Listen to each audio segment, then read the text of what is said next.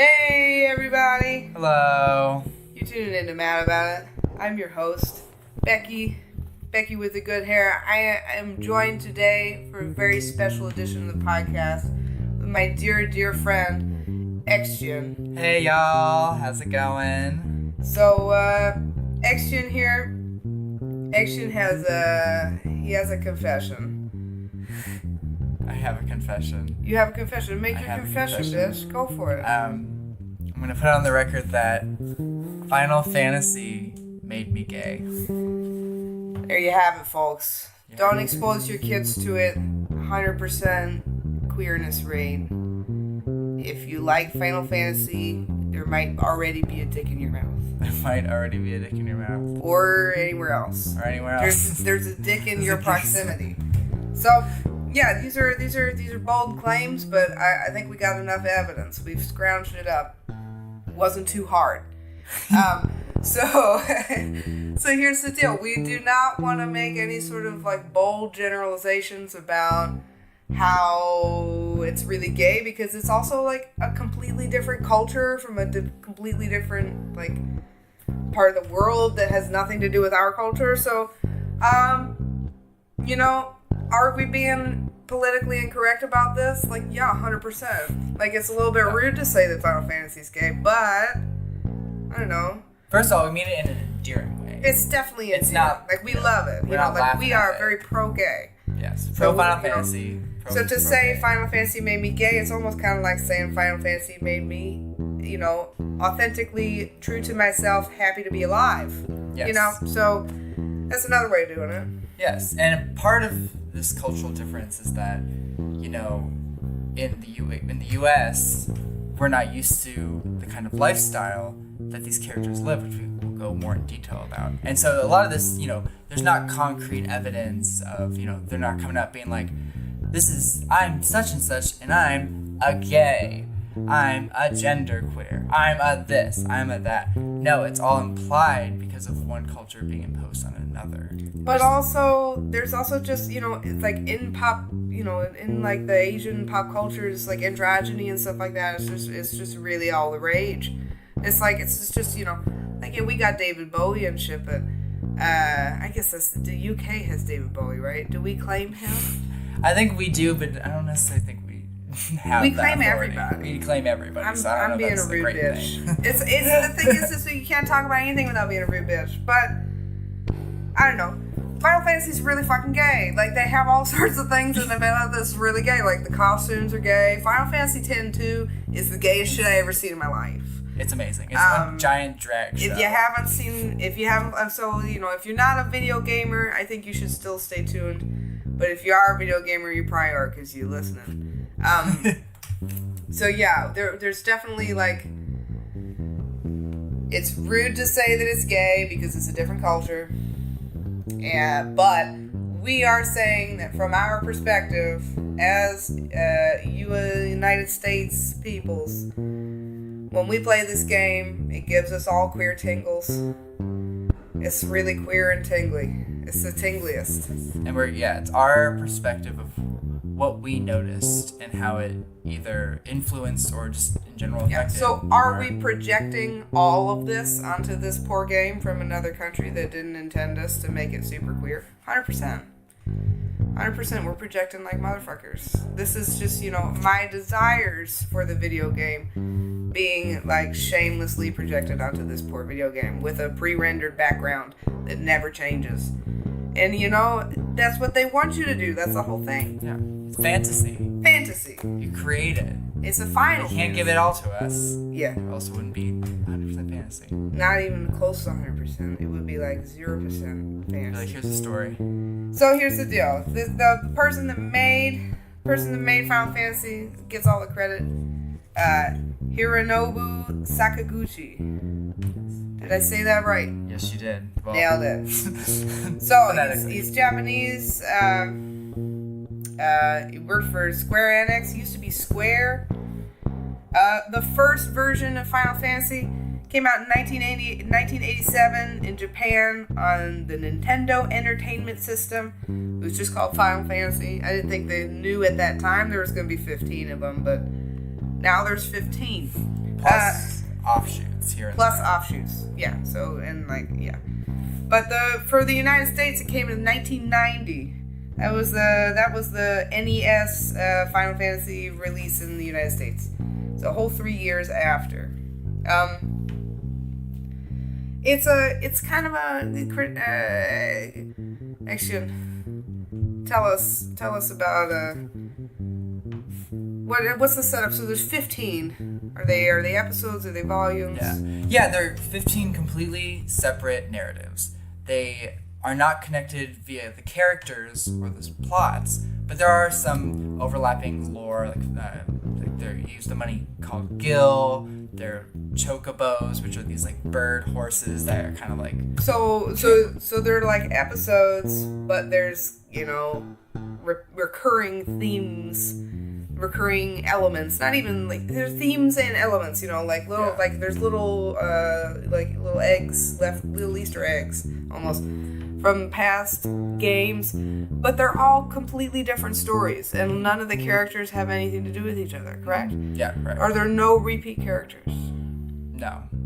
That's pretty unusual. There is actually a character, Sid. There's usually a character named Sid who's an engineer, but he's not the same person in each like character game. rendition? Yeah. Okay. It's usually just like a similar character, but he's not.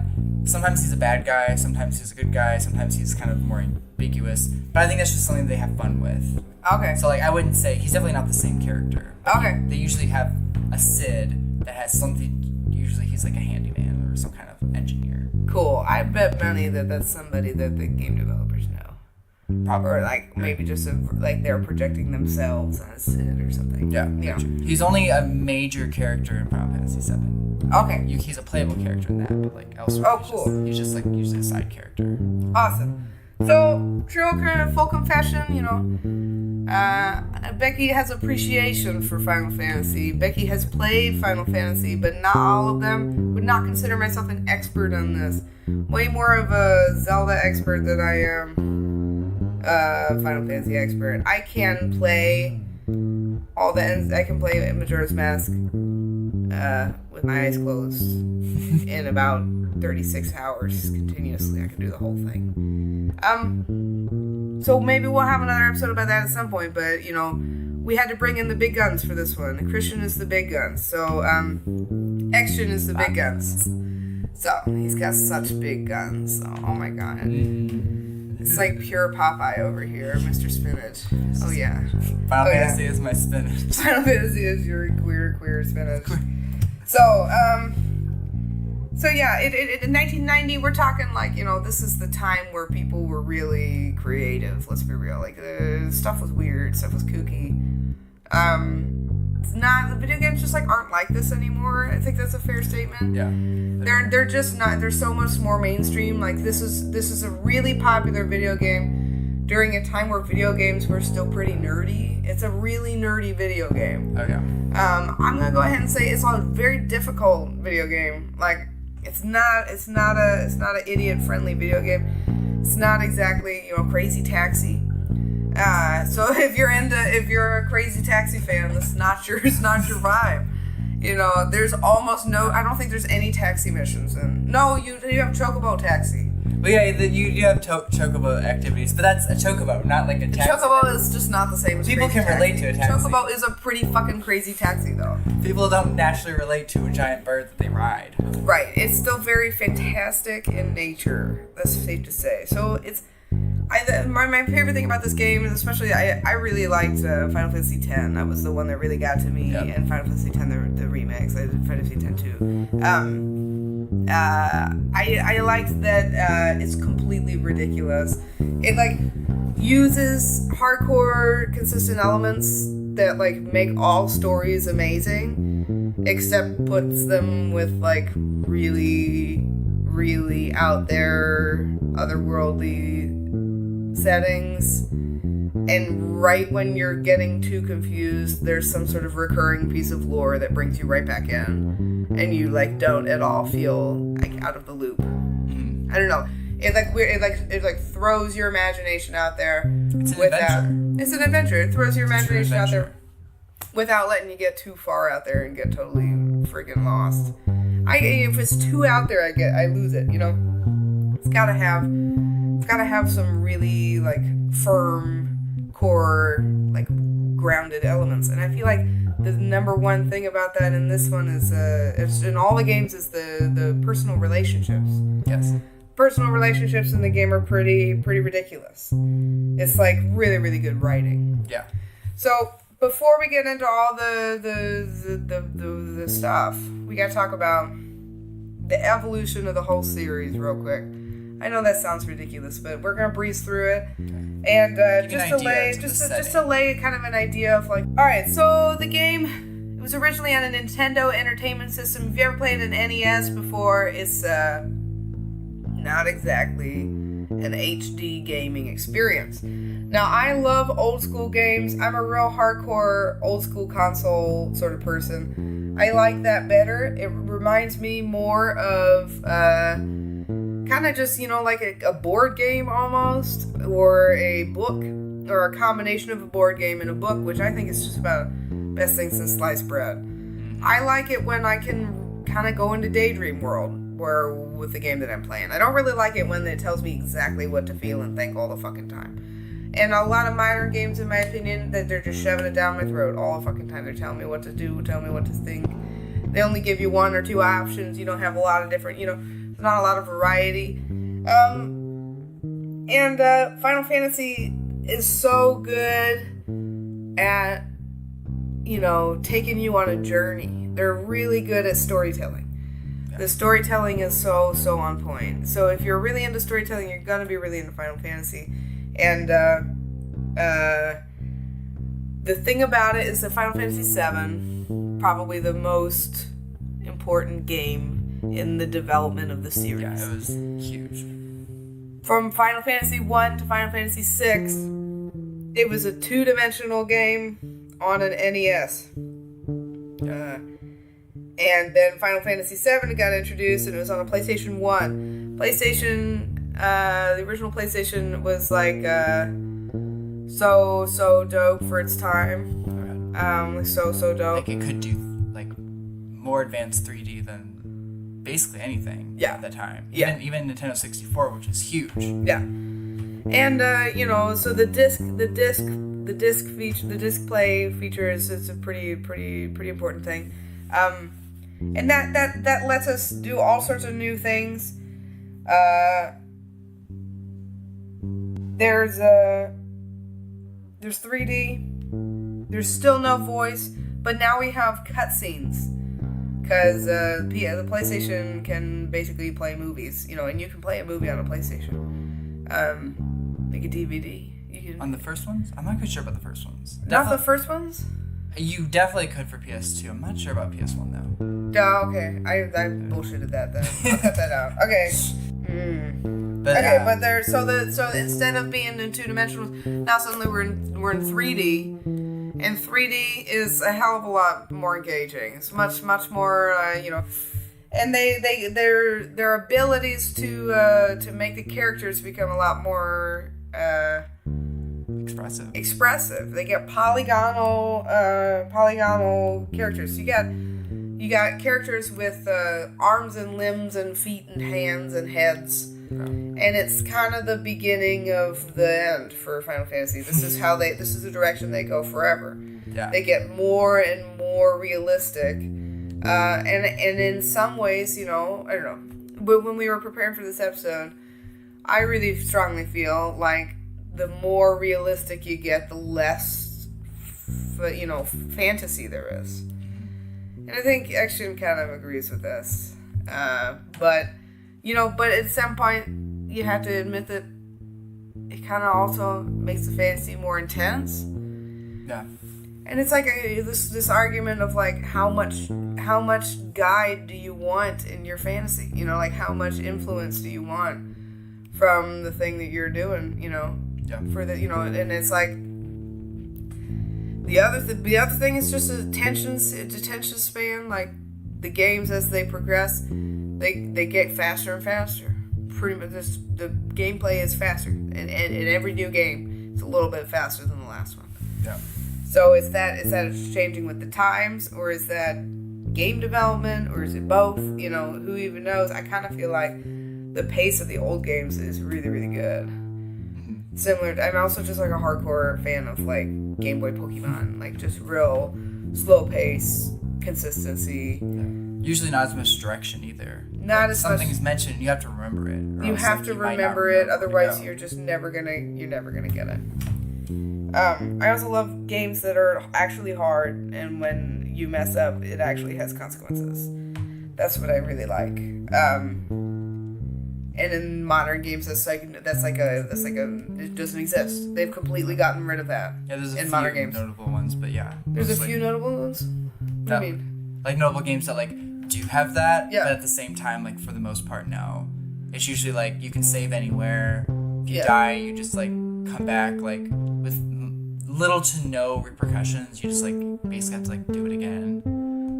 But yeah, no, it's definitely gone that direction. Final Fantasy, when you die, like shit is so fucking annoying. Yeah. Not as it's just I just think that I don't know. There should be consequences when you die in a video game. It should not just be like a oops. Yeah. What happens when you die in Final Fantasy? Well, see, that's one thing depends too. on the game. It depends on the game, but I think with the slower paced games, if you die, you have to go back to your last save point, which because it's slower paced, like you're taking more time usually. Where like, usually for Final Fantasy X, you'll be like at a save point, and then like there's a save point not that far ahead. But like in the earlier games, there are fewer save points, fewer places to. Oh my god, there's so few save points in the fucking Fantasy X though. At the end of the game, where you had to go through all the fucking end things. Yeah, which kind of gives it that challenge. And I know like there is. I think in Final Fantasy VI in particular, like you can, and like Final Fantasy V, you can save anywhere, but the whole thing is that you're not recovered, like your health isn't recovered, so like it would be stupid to save before like a big boss fight and your characters are like low health and you have no potions. Like then you're kind of screwing yourself going forward. So in a sense, like even though sometimes giving unlimited saving is just as bad, because it's not like you're being recovered like you are in Final Fantasy X. Like you go to a save point, like your health is replenished, like you're ready to go. Man. Have you ever played Ni no Kuni? I have not. Oh my god, Ni no Kuni I is know. so legit. I know, and I always look at it, it always seems like a game I'm really So Ni no Kuni is like Studio Ghibli and Final Fantasy had a baby. Yeah, if you're a Final Fantasy fan and you haven't tried Ni no Kuni, and you have children especially, I don't want to be weird about it. Ni no Kuni is totally for kids. Like I enjoy it as an adult, but I have a lot of extracurricular activities that help with that, and I also just I'm a sucker for Studio Ghibli animation. It's very influenced by that style. I mean, it is produced by that studio. But, I don't know, it's not always, it doesn't always look like hand-drawn Studio Ghibli shit. I'm not a dumbass. It's still, like, a video game that was made by a huge team of people. It's not, like, gonna be, like, a live, it's not gonna be, like, the same as watching Spirited Away. No. But it's still really, really good. Also, the music is so good. Music. Oh, it's so good. Anyway. This is also the case in Final Fantasy. The music is A+. Wasting my time talking about Ni no Kuni right now. I'm so sorry. So, alright. So, you could say that the sensory stimulation is the real thing that changes also. So, like, all the games get faster, and also, they get more and more stimulating. Final Fantasy 13, like, if you have epilepsy, like, will kill you. You will die. A lot of colors, a lot of flashes, a lot of shiny things. You can have epilepsy and play, like, all of the first 6 games and, like, never even have a single problem. But it really, it really starts to mess with you. It's like a light show from 10 on, pretty much. Yeah. 10 is, like, pretty visually stimulating compared to the games that came before it. But compared to the games that came after it,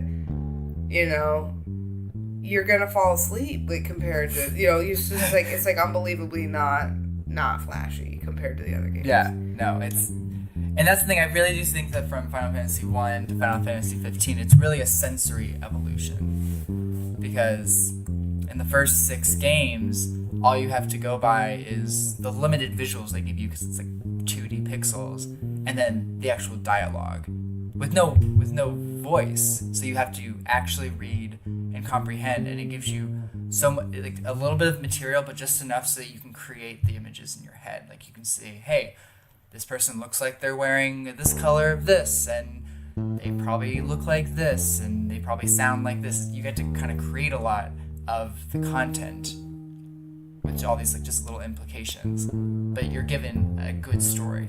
You're given these like fantastically developed characters, and then going forward, it kind of becomes more personal. Right. I felt, at least. Right.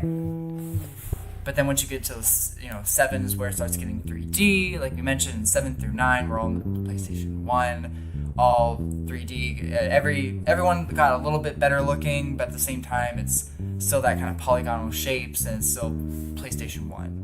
Kind of doing as much as it can at that time. And it's still classic, Final Fantasy turn-based combat. Like, that's something that I really enjoy about the game, but also really frustrates me as kind of a hack and slasher. I like being a button masher, Like, I got my roots in just, like, Smash Brothers shit, I like that type of video game. And this is not one of those, not really a button masher sort of video game. It's very strategic. Yeah. It's a lot more like a card game than it is a video game at times, It's kind of like a self-shuffling card game,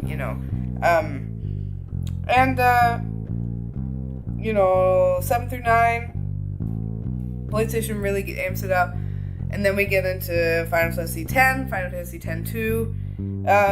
The PS2 makes everything like a whole new world. Oh, a whole new world. Whole new world. It's crazy.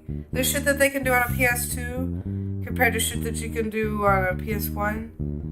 PS1 is like a hunk of garbage. It's crazy because it was so amazing when it came out, and then it was immediately so surpassed. Like the PS2, I don't know. I still secretly think that the PS2 is like the best gaming system. Like I like all the games. I like all the games on the PS2. Yeah. It's definitely like it's like the best. This is the best of PlayStation, I think. My favorite games are all from PlayStation 2. Yeah, all my favorite games are PlayStation 2 games. And I think PlayStation 3 is really fun, but it's also just like a movie that gives you a headache all the time. I just don't understand why everything's got to be like a goddamn like fucking MDMA rave. It's like it's hard to pay attention. I was playing Grand Theft Auto, and it was like Grand Theft Auto 5. That's the one for PS3, right? Yeah. Goddamn, it's just upsetting. It's too much. It's crazy. It's like so much lights in your face 24/7. Final Fantasy 13 was like an actual rave in my head all the time. Oh, it was like I'm saying, like it just gives you a headache just looking at it. It's nuts. And there's so much movement, and you're never gonna get a headache playing Final Fantasy X, and it's also never boring. So like it's really engaging. It's really cool interactive backgrounds, really cool shit. Such good storytelling. Yeah. Maybe my favorite story. I don't know if 7 is the better story, isn't it though? Well, it just depends on what you're looking for, right? And what kind of happens, because without giving like any big huge spoilers away, especially from Final Fantasy 7, the main characters are so different. Because Cloud in Final Fantasy 7 is very like brooding. He's very quiet. He's kind of like a tough guy. But then you have Titus in Final Fantasy X, who's like an athletic goofball, who's like funny but also like really immature, but like at the same time like kind of bright-eyed and has that kind of energy. It's weirdly like the exact same character as the Kingdom Hearts. Basically Sora. Yeah, basically Sora. Yeah. But yeah, I think a lot of the magic though is from the storytelling, and I think how they do that, at least the way that I've always interpreted it, is through the cast of characters that are playable. And so basically, with all the Final Fantasy games, there's usually a focal male character. That could be argued for Final Fantasy VI and of course Final Fantasy 13, but just in general, it's usually like a focal male character with a cast of like ragtag. It's like this ragtag team of completely random people that do not go together at all, like completely different personalities. They bring different skills to the table, both, you know, diplomatically and fighting, like physically, the way they fight. But it's the interactions that we see between these characters when they're going through a mutual journey. And I think, especially with Final Fantasy X, the characters are so colorful in so many different ways. You have every single character is 100% different from each other. And I think with all the themes that we're going to kind of touch, or that we're going to touch in Final Fantasy X, it's interesting to see how their relationships change after each big event.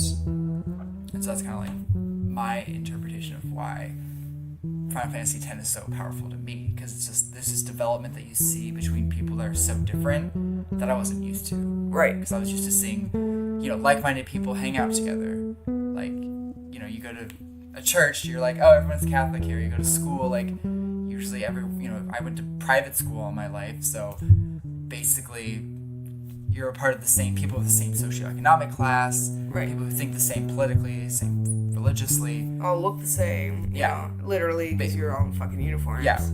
And then you have this game where everybody is like a fucking, like, spirit animal, like on the outside and on the inside, and they're all like pursuing their huge dream, and it's so performative. Every single person is performing a clear personality, and like all video games have strong personalities, but these have I would say that these have like such aggressively individualistic personalities. Oh yeah.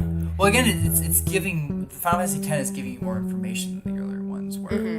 You know, before there was just more features on the game. Like the system is more advanced.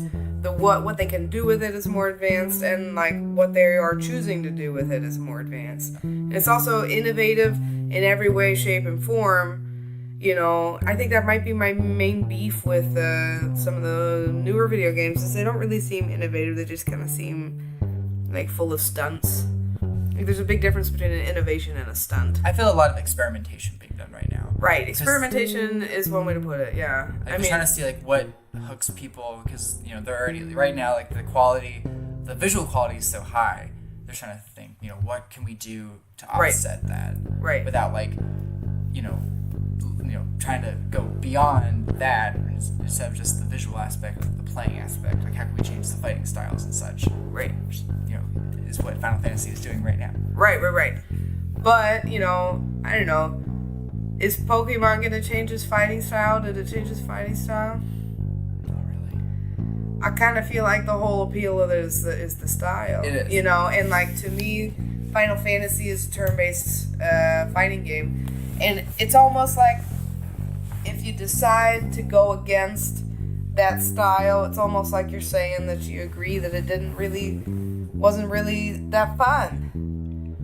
Does that make any sense? It's like so fun. It's like my favorite. Like I'm a little bit obsessed with the turn-based fighting, the turn-based battle system. Is that the right way to say it?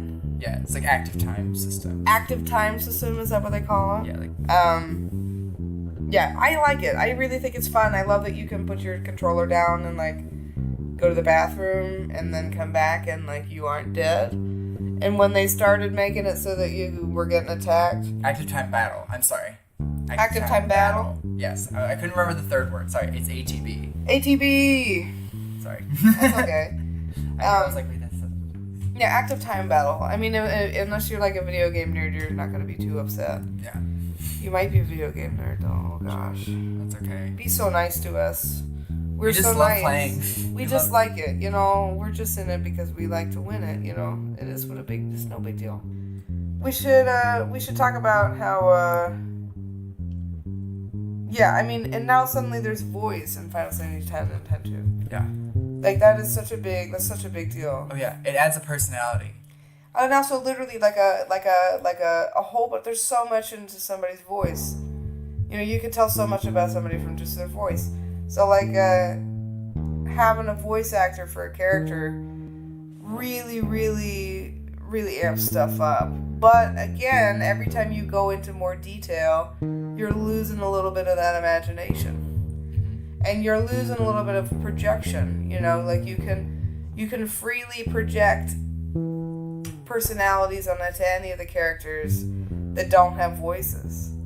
Like, what, there's a character in, you said, Final Fantasy V that is very androgynous. You can't tell what gender they are. And Ferris. You can't tell what gender they are. If they had a voice, then that would really heavily influence our ability to fantasy reverse or roleplay or whatever have you with that Ferris. Yeah, because at first the other teammates, they don't realize that he is a she. Because they think Ferris is a man, but then they act confused, and it kind of gives you a hint, like, oh, like they're conflicted. They're like, oh, I think she's a man, but there's something different about her. Right. But then it's kind of revealed that she's not.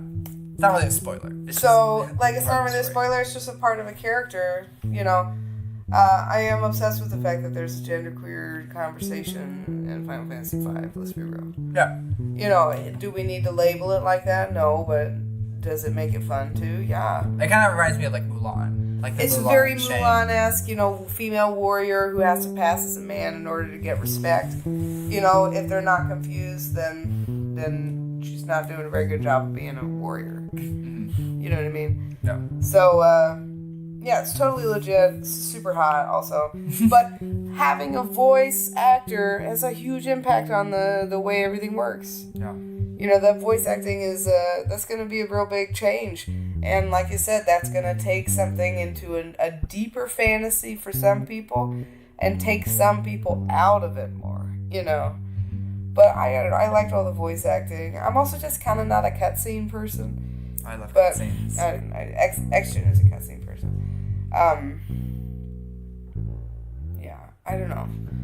Explain cutscenes. Well, basically cutscenes are theatrical movies in between events in a video game.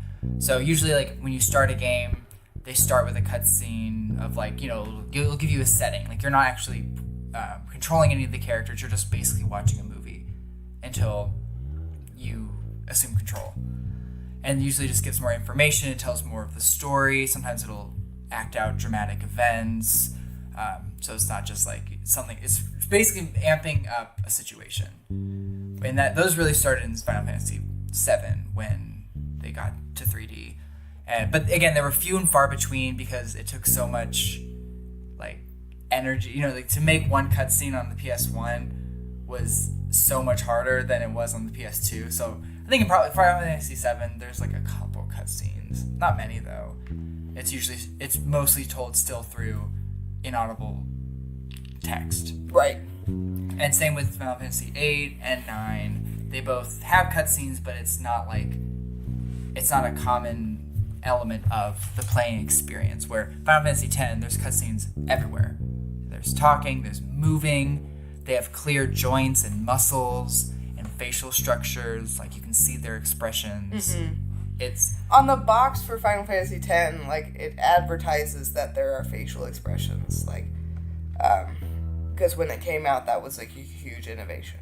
Yeah. That they could have, like, really in-depth facial expressions, like, to the characters. So, like, nowadays it's like hilarious. It's hilarious to, like, bring up the point of facial expressions. But it used to be, like, so exciting for somebody to have a facial expression on a video game. Especially since the game is so... I just think that the format of the game is so bare bones, like, functional, that, like, without all this extra stuff, it's not good. Like, that's, if you're not into all the extra stuff, then there's no point in doing it. Exactly. Like, the lore behind it. Yeah. It creates the world. It's like, I think it's similar to why people love Harry Potter. Oh, yeah. It's, you know, it's I like to think of Harry Potter, it's not a story about magic, it's a story about people who can do magic. Yeah. And it's kind of like Final Fantasy. It's not about, like, the essence. Like, it's not just about the fact that everything is not real. It's about people with relationships and connections with friends and family and dire, like, life or death situations reacting in the world that they're in. Right. And so you're taking all these things that, though, of course, none of these things would happen to you, but, like, you know, you never know. You might be hiking, and things can happen there. Like, it's a fantasy, but it's fantasy of, it's symbolism of real events. Oh, yeah. Of real life. Oh yeah, real finding strength in the people around you, and problem solving, and Some people having skills that others don't. really it's about every individual's power, and it's also very progressive in nature.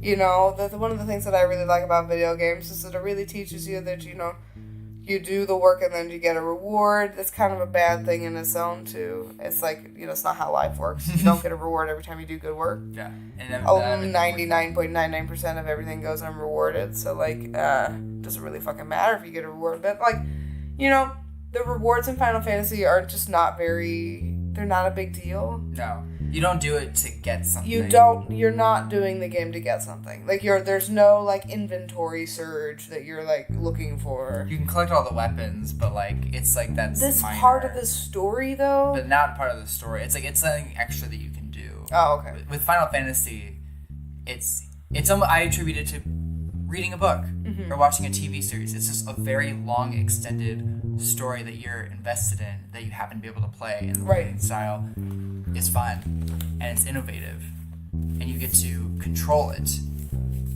And, yeah, sorry. So, Final Fantasy 12, 13, and 15 are the storytelling ones that come after this. Yes. And then 11 and 14, they're massive multiplayer online games. We don't give a shit about that. I've never played them. I've never actually been a part of I've never played an MMO. Okay. I played them at friends, but I've never owned them. So I'm not. 11 and 14 are just massive multiplayer games that are done through other players. So they're not the same as the other Final Fantasies. They don't have the same type of playing style. So for the sake of this, we're gonna exclude 11 and 14. Sounds good to me. I mean, I'm a fan of MMOs, but it's not the same format. It's more like World of Warcraft. It's more like WoW, and less like all the stuff that we've been talking about. Yeah. So it just kind of doesn't fit the bill. It doesn't fit with everything else. Yeah. So we're gonna focus on 12, 13, and 15 for this bit, just to explain, because 12 comes out on PS2, 13 comes out on PS3, and 15 comes out on PS4. And all three of these games experiment with new battle systems. So here's the deal. We love the turn-based battle system, but now they're fucking with it. I don't get it. Basically. What the hell? I hated 13. I couldn't get through it. It's hard and it's frustrating. And everybody's bouncing all the time. There's a lot of bouncing. There's a lot of movement. And that's why constant bouncing. And here's the deal. Every game gets faster. Final Fantasy X-2, they introduced timers in the battle. That's crazy. Yeah, so it's before, from Final Fantasy X before, basically you could wait for the most part. I think Final Fantasy IX, it does a little bit of a timer system, but it's really slow. It's way slower than Final Fantasy X-2. X-2, it's you have to make a decision right then and there, or else the enemy's gonna keep attacking you. But in Final Fantasy X, you can just put down your controller and think. Or just go get a snack. Or do whatever you want. It's all, you control the pace of battle. Where now in Final Fantasy X-2 onward, it's all more timed. And there's a completely different type of fighting style. So, what do you think about that? I think it's interesting. I think the different fighting systems that they're trying to use, it's an experimentation that I think needs to happen, just because... It just kind of seems like they're trying to reinvent the game to me, and, that's fine, but, if it ain't broke, don't fix it, That's true. But I think they're just trying to find different ways to evolve, because I love Final Fantasy XII. I think Final Fantasy XII is brilliant and amazing. But the way it changes, it's no longer, you see an enemy, or, you don't see an enemy and you get in a random battle, and it's, very a cultured, or what's the word? Oh gosh, I don't know. In Final Fantasy X, it's you're just running, and all of a sudden you're in a battle, and then you fight the battle, and then all of a sudden you're back to running again. It's but in Final Fantasy XII, you're just running around with your team, And then if you see an enemy, you attack the enemy, and you like give like skills. Like your characters are constantly moving in real time. Like nothing changes. It's almost like other games where you're running and if you see an enemy, you attack it. It's not as like separated. Like, oh, you're running in a field, now you're in a battle. Mm-hmm. It's like all combined. And then Final Fantasy 13 kind of goes back to like, oh, you see an enemy, you approach the enemy. If you approach the enemy, you get in a fight, but your character is constantly moving. In Final Fantasy 13, the battle system it's like very simple, but it looks very complicated, just because like you control what role each character has on the battlefield. Like if they're going to be, like a commando, which is more physical attacking, Ravager, which is more magic, medic, which is healing, all that kind of stuff. And it's almost like you just like put them in those titles and they go off and they fight and you can't really control anything. You just kind of keep mashing X. And then like eventually like once you basically are changing their title, their roles until the end of the game. Right. And again, I wasn't a huge fan of that, but I mean it was very theatrical. Right. Like it's definitely more for the visual. This is one of the most cinematic games, I feel like. Yeah. Oh, it's yeah. like literally just a movie. And I think like and it's a great cast, and it's the first strong central female lead. Like Lightning is the main protagonist. I am obsessed with Lightning. Like I don't get me wrong. Like I am obsessed with Lightning, but I couldn't get through the game because it's hard and it doesn't make any fucking sense. Yeah. And again, and it's goddamn movies. I hate cutscenes. I'm sorry. I'm not in this for cutscenes. If there were 0 cutscenes, I'd be like, this is the best game I ever played in my life. And that's where Xtian and I disagree on this. But it's how I feel. I need to say it. That's it. Okay. Not to keep redirecting, but like, so here's the deal. We have to talk about the queerness. We have to talk about the queerness. The overwhelming evidence of the queerness. Overwhelming queerness. It's like we said, and they never come out and actually just have gay sex. We never just like see P in A. We never see that. We never see like a hardcore gay sex in Final Fantasy. Does something need to have hardcore gay sex in order to be gay? Fucking, of course not. Duh. It's a weird joke, Becky. I get it, but there's not even any out gay characters. There's a lot of androgynous ladies. And there's a lot of ambiguity. Fucking Pain is so androgynous. Pain for Final Fantasy fucking, oh my god, Pain though. Her name is Pain. Her name is Pain. She wears all black. She got short hair. She's pretty short hair. Yeah, she has really short hair. And she looks like she's a fucking dominatrix. And her name is goddamn Pain. And I know that that's, like, probably not what they're going for, except, like, you look me in the eye and tell me that's not exactly what they were going for. So you don't do that by accident. You don't, like, oh, God, I accidentally put this character in a dominatrix outfit and named her Pain. Like, what the hell? And don't mind, in the game, it is revealed that she had a romance with one of the male characters. Mm-hmm. But, hey.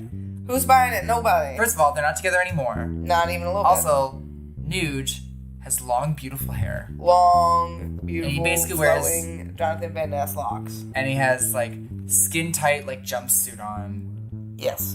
Just saying, like... He's a lady man, and she's fucking him. So, what's that make her? A lady man lover.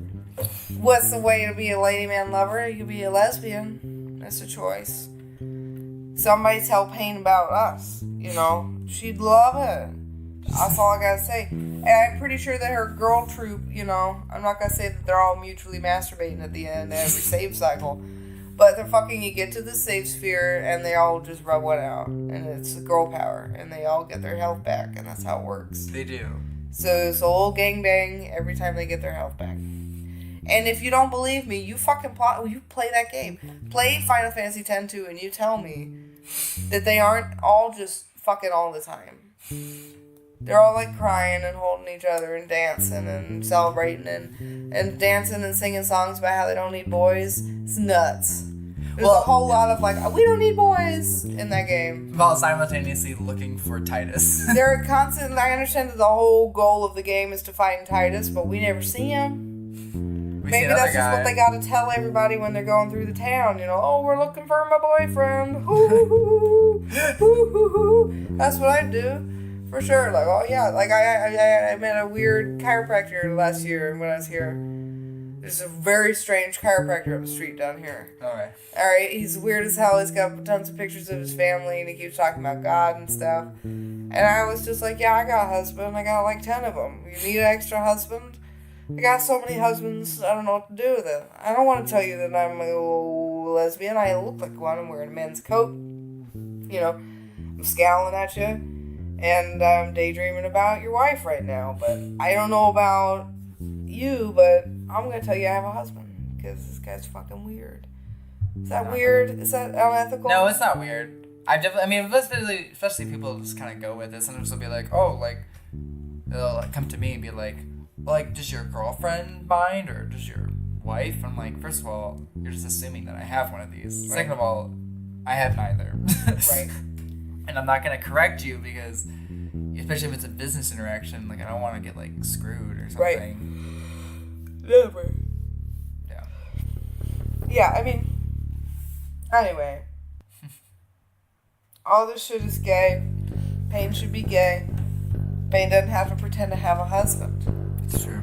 Shouldn't have to be like, oh, I like that guy with the long hair and the tits and the long skirt. Yeah, okay.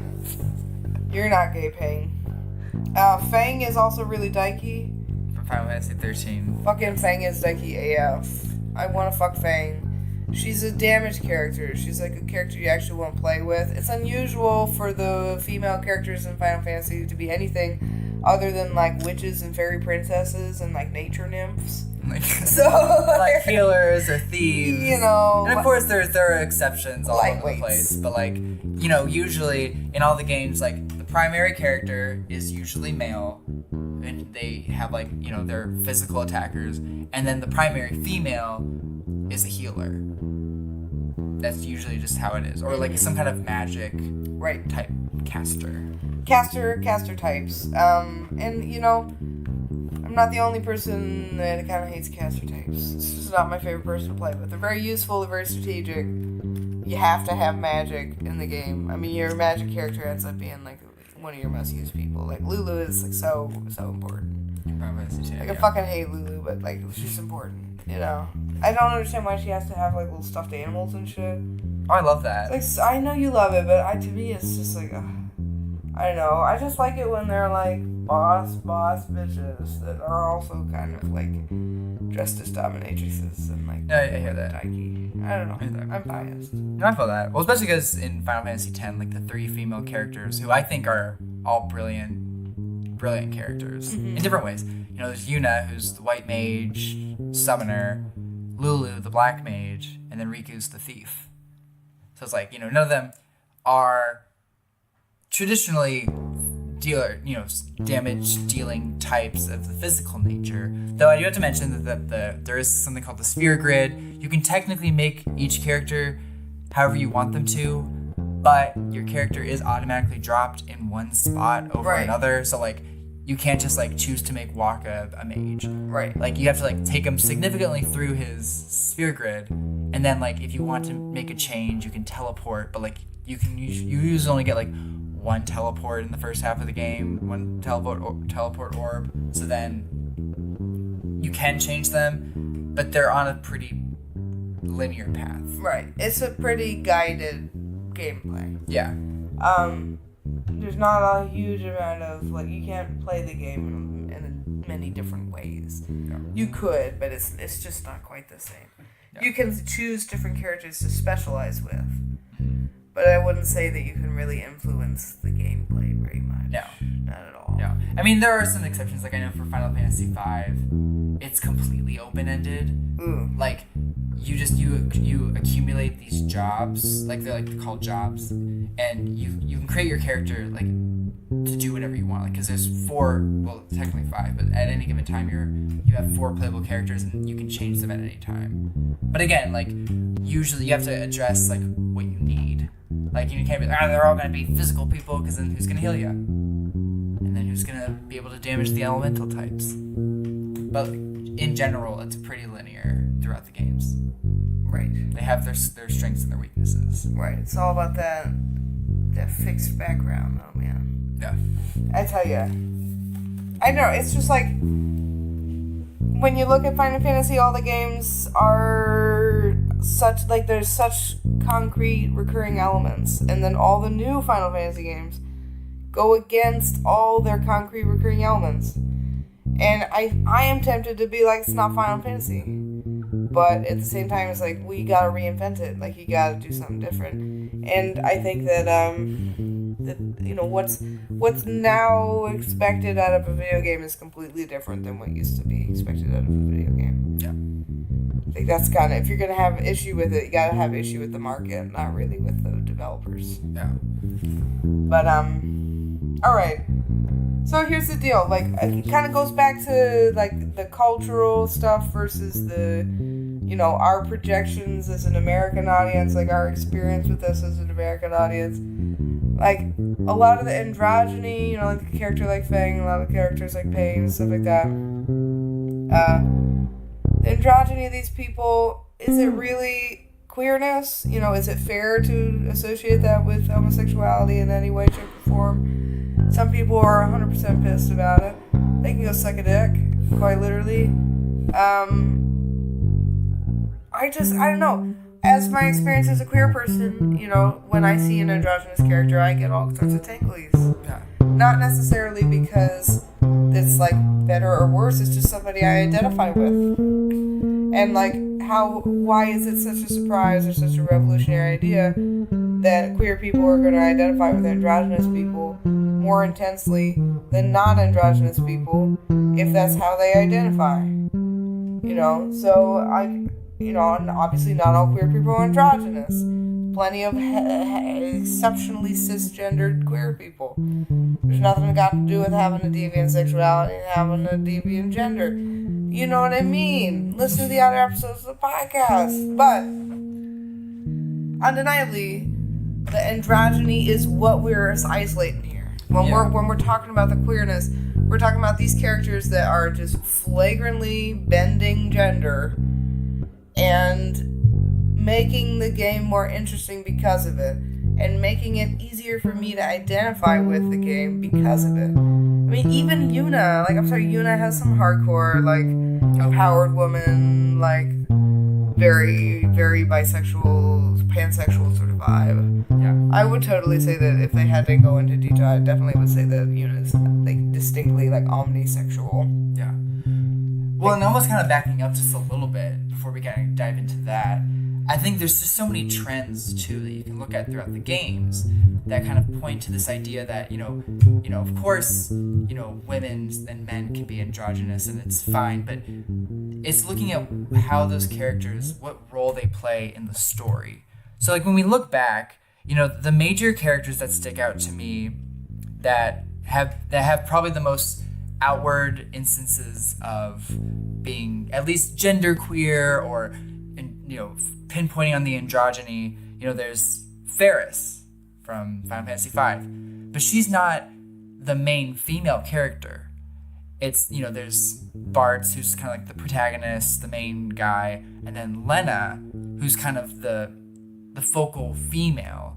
But the thing is that Ferris is kind of like, she is more of like a supporting character. And so you look at that, you're like, okay, cool, whatever.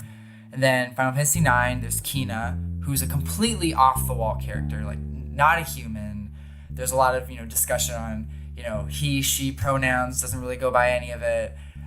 It changes, even in different countries, they have different pronouns. In Spain, they say she, but I know in the US, it's mostly he. But again, there's a conversation in the game where it's like, it's never concrete like that. Oh, right. He or she. There is, like, pushback because of that. And that character is not a focal character. Right. So he's just kind of extra. Yeah. So in a sense, it's almost like, what we're putting onto this idea is the American cultural view of, androgyny isn't as beautiful as, like, fully masculine or fully feminine. Right. It's like, it's interesting. And so it's like those kinds of characters that we're drawn to because we're like, that's what we are. Yeah. That's what we've always seen. Like, we're the other. And so looking at all these trends, and even looking at Final Fantasy 13, this is a big conversation that a lot of people have, is are Fang and Vanille lovers? Right. Or are they just very close workplace associates? I mean, friendship, I just feel like friendship is a really strong theme in these games. And I'm gonna go ahead and say that, like, they seem to treat love like it's some sort of extra special phenomenon, but they also treat friendship as if it's, like, the only reason to be alive. So, like, is there a hierarchy? I don't know. There's only one kiss. We talked about this. There's only one kiss in the whole game. And it's between Yuna and Titus in Final Fantasy X. Yeah. And, it's intense, but, like, I kind of feel like, wow, obviously they treat that love like it's a huge fucking deal. Yeah. Friendship seems to be the most important thing in Final Fantasy. Yeah. And, I mean, and kind of rounding out with me bringing out Fang and Vanille, like they are essential characters, but they're not Lightning, they're not Snow, they're not the primary two characters. But throughout all of these games, the main trend is there's a focal character, and then there's something really bad about to happen, and then that focal character somehow amasses a team, and they all go through the world trying to save this, whatever, like save the world most likely, or a person, or a country, or a continent, or whatever.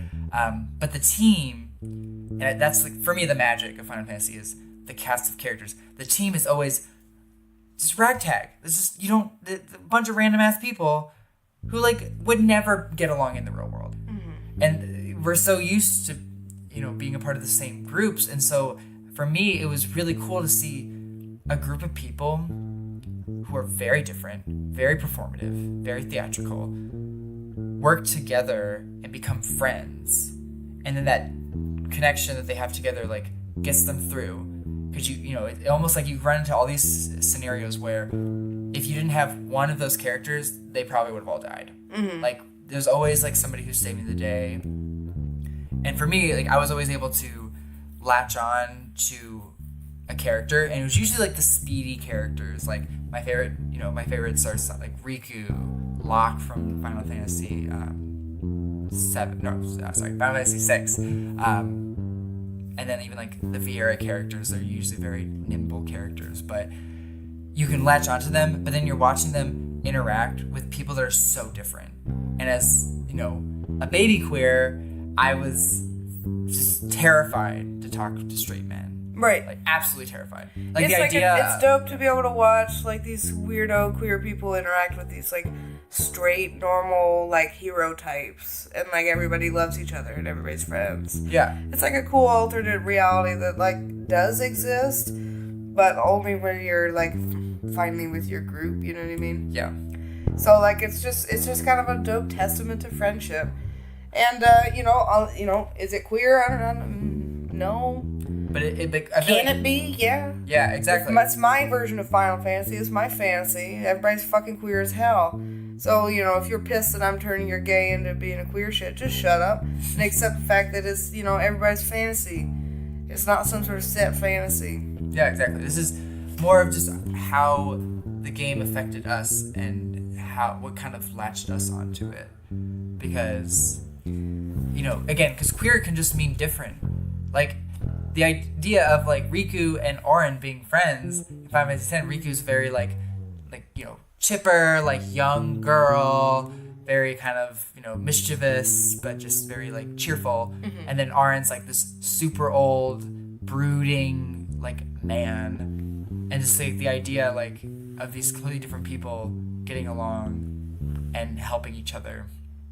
It was something that I really enjoyed. Yeah. Like, these incredibly diverse groups of people, or these incredibly diverse people working together. Mm. For me, it caught me. Because I was like, wow, everybody has a purpose. Everybody, like, fits in while being different from everybody else. And I love that.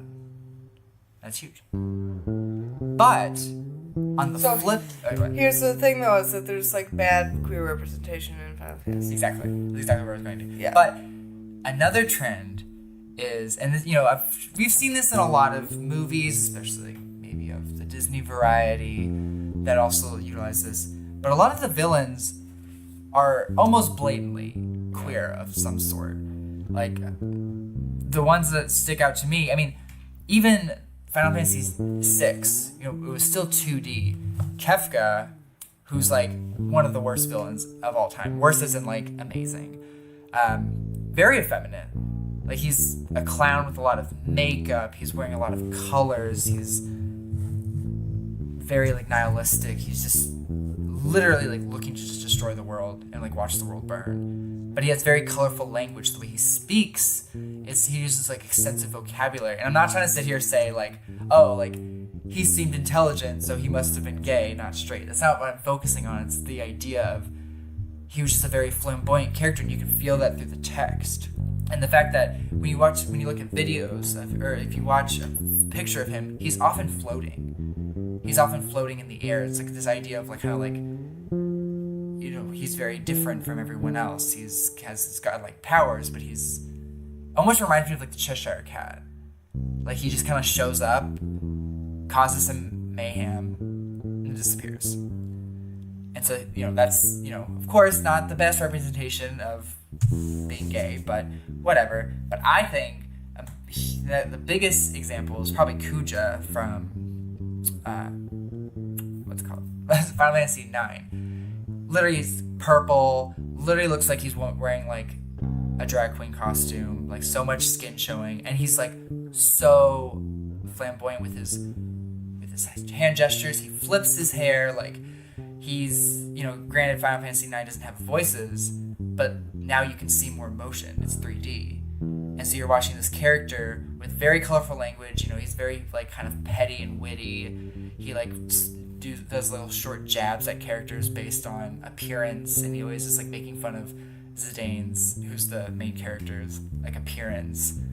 And so it's this idea of, like, you see this character and you're like, oh, like, I remember me seeing, I was like, oh, he seems cool. But I was like, wait, no, he's, like, really evil.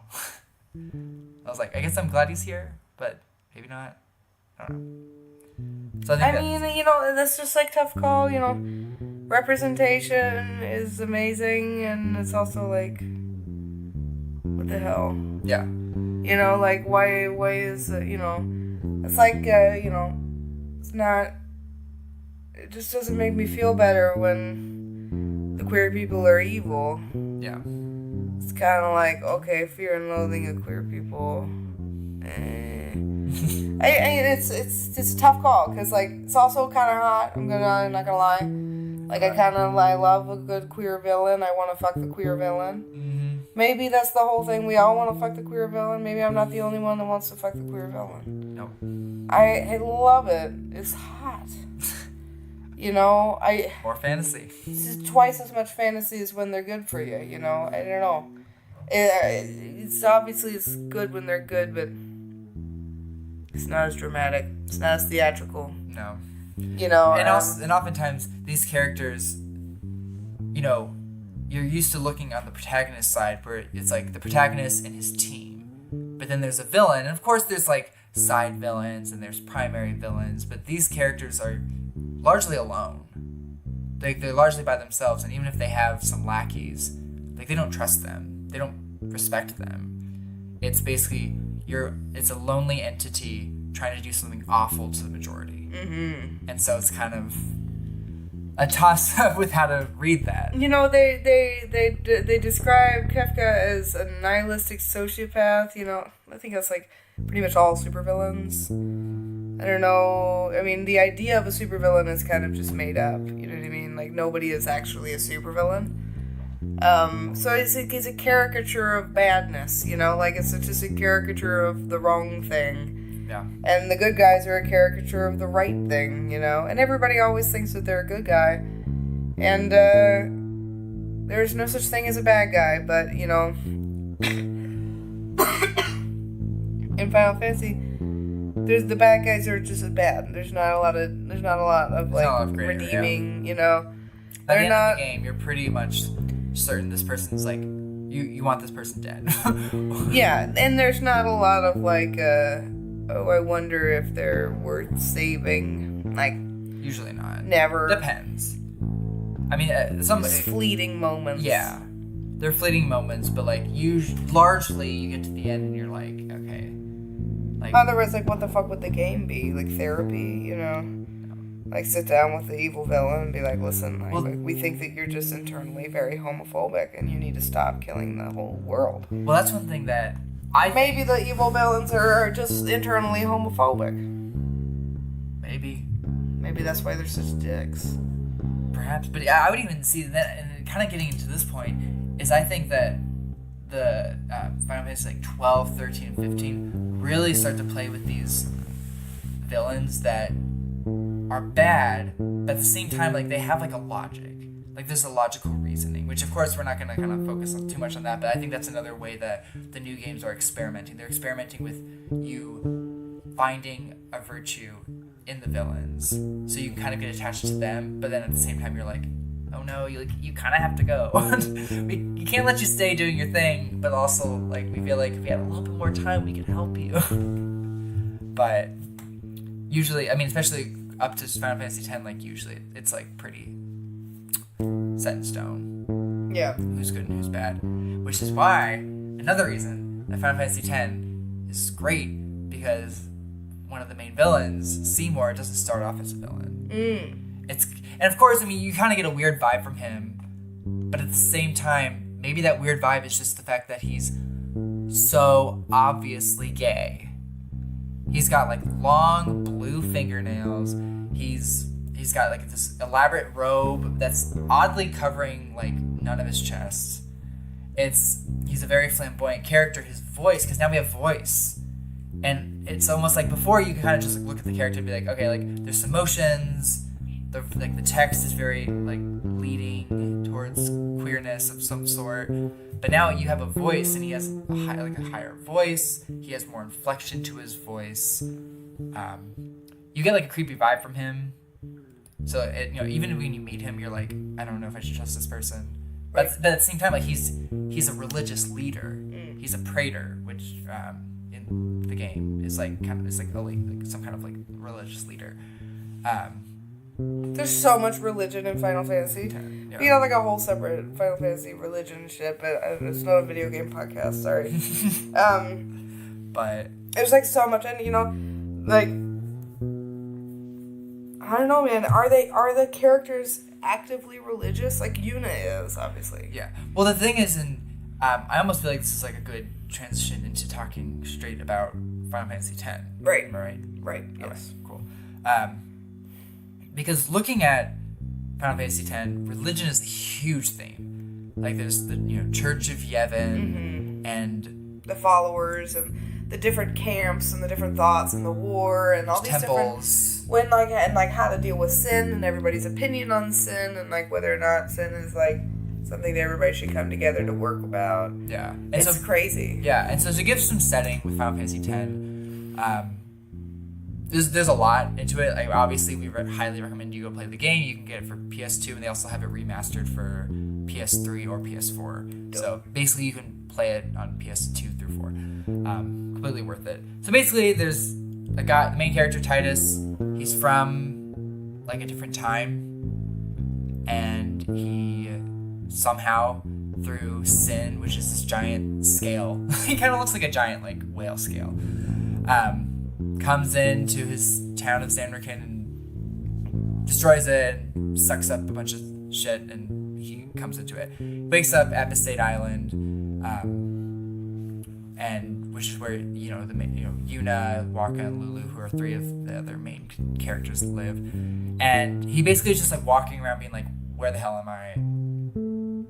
Who are these people? Where is my town? Mm-hmm. And so basically, he meets Yuna and basically learns all about sin. So sin's the primary enemy of the game. Seymour is a villain, but like sin is like the thing that's going, like, literally ravaging the entire. And I think it's like you cannot pretend like sin is not literally sin. Exactly. Like, you understand, like so like not only is religion like a huge part of this game, everybody in the thing is religious. They're also in a religious battle against sin. They're all sin. This name is fucking sin. So like, it's so weirdly like hyper religious in that way, but also like isn't at all. Yeah, and they also because and how you defeat sin is that there's summoners that summon aeons. Or, we're not gonna get into like the full lore of it, but they're like deities, basically. Yeah, you go to different. The summoner travels on her pilgrimage. Right. It's called a pilgrimage. They call it a fucking pilgrimage, straight up. Each temple to pray. Yeah. And then they're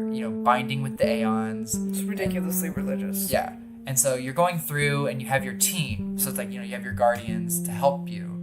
And the goal is you go to sin, you summon what they call the final aeon, and you kill sin. Mm-hmm. But the whole thing is that they really think, they're like, if you pray and you go through this route, like, we can defeat sin for forever. Which, I mean, doesn't happen. Like, it's never happened. Like, sin's been around forever. Right, so and that's the whole theme, is that sin never dies. Like, because it's fucking sin. Because it's goddamn, like, metaphor for literal sin. Yeah. So, like, he never dies. dies, he always but then he comes back. Yeah, he always comes back. And we're not going to give away, like, the details of that, because that's part of, like, the big thrill of the game. Right. Go play it. Yes, go play it. But yeah, so it's this idea, it's this presence of religion, and this idea that if you do this, you can control your fate, basically. You can help everybody save the world. And so there's this idea of, religion, which I personally, as a gay kid that went through the Catholic school system up until college, I mean, I was constantly basically being told that, like, I was bad, I was wrong, I needed to change. And so having this idea of religion that the main character doesn't really, like, care about. Like, Yuna's very into it because she's the summoner that the whole team is protecting, but, like, he's very unfamiliar with it, so he's just kind of like, whatever, like, they're gonna yell at me if I don't do this. So, and then there's the character Waka, who's very devout, like, basically a conservative Republican of his time. Very devout religion. But on the topic of this religion, there's a community of people who this religion is actively against, and they're called the Albed. And they're kind of these, like, tinkery people that, make a lot of things, and they control these machines called machina. I mean, machina machines. But it's almost, in the church, it's illegal to use machina. They think that that's the reason that sin came.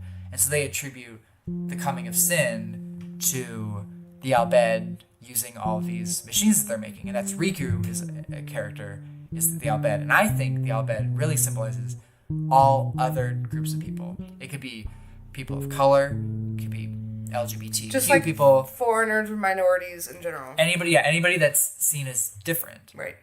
And when Riku is, Riku simultaneously, I think it's symbolic at the very beginning of the game, and I'm not really giving anything away, but Riku saves the main character, like right off the bat.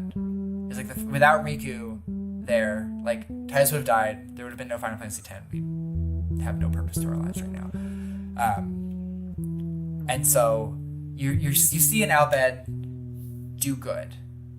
It's a little, they're hesitant because they come across this guy, they beat him up a little bit, but, like, I mean, whatever, it's fine. They save him. But throughout the game, you start learning, you just see all this political and religious conflict, not only, like, in the team, but just in the country as a whole, or the continent, I guess you should say, of Spira.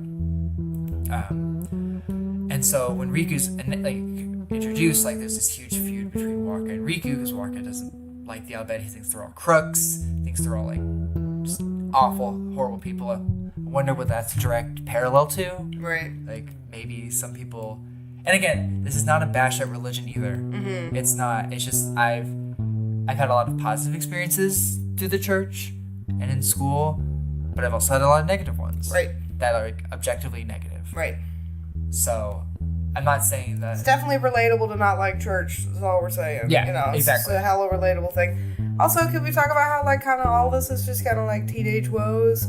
Like, there's, like, it's just like, I don't want to go to church, and my parents suck, and my dad makes me feel like shit, so here's a video game about it. Basically. I mean, I'm not trying to trivialize it, but it's definitely very coming of age problems set to a extremely dramatized theatrical journey. With monsters and magic. You know, and like actual tangible things to conquer. Yeah. Instead of like your feelings and your hormones. But like, it's so legit. It's so relatable. It's such a good game. It's really queer.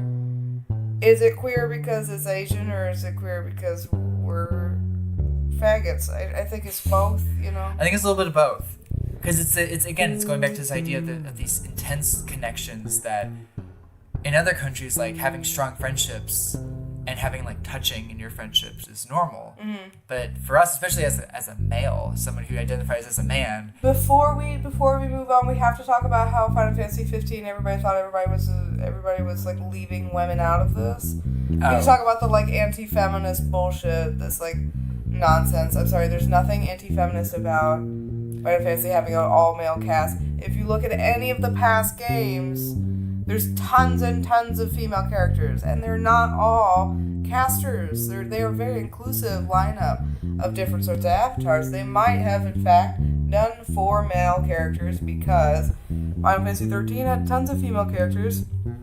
And so be it. Men like playing video games, so do women. What's wrong? There's a whole game of just women. Because Final Fantasy X-2 is all women. So, like, if you hate that you didn't have a woman to play, don't play any of the other games. The other games, they don't have any men to play. So, like, you know, like, it's pretty even. Like, they're not biased.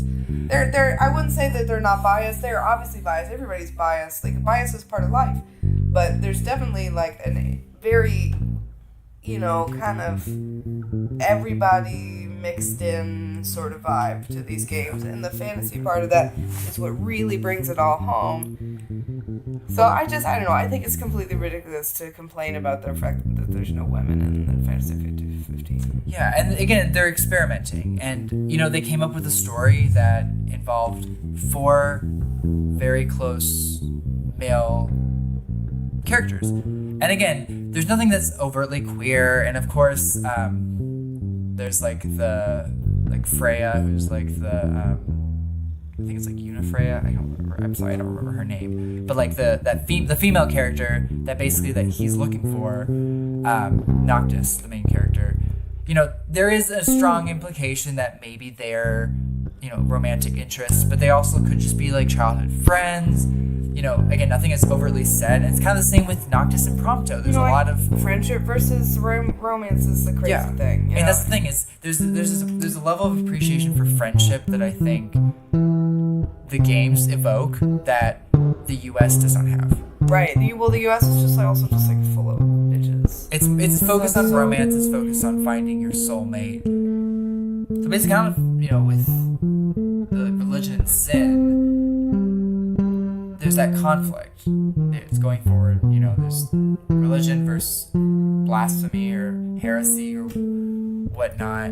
And it gets to a point where, you know, Yuna's on this pilgrimage. Like, you're doing everything that's quote-unquote correct of a summoner. But then she has to make a choice. She gets to Unalesca, who's basically a naked god woman. Right. And she's like, basically, again, I don't want to give too much away, but she has to make a decision. She has to make a huge decision, and she decides to go against the church and go on her own path, which is badass, but also kind of what we all had to do. Like, we all kind of had to, like, we had to say, like, this part we don't think is important because it excludes me and what I want, assuming that what I want does not harm other people. Like how I want to react. The cat is having a fit. The cat is like coughing or something. Cat, are you okay? Oh gosh. If you barf on your favorite blanket, that's your favorite. She's so mad at me. Listen, bitch, we love you, but like, what are you doing? Are you gonna barf? Okay. Back to cuddling. Okay. Sorry about that. Oh no. It's just basically just kind of rounding out. It's just you see Yuna make a decision to defy the church, to do what she thinks is right, because she's starting to learn more of what's actually going on. There's just so much corruption and control going on within this particular religion that she decides to take matters into her own hand to make the world a better place for everyone. Dope.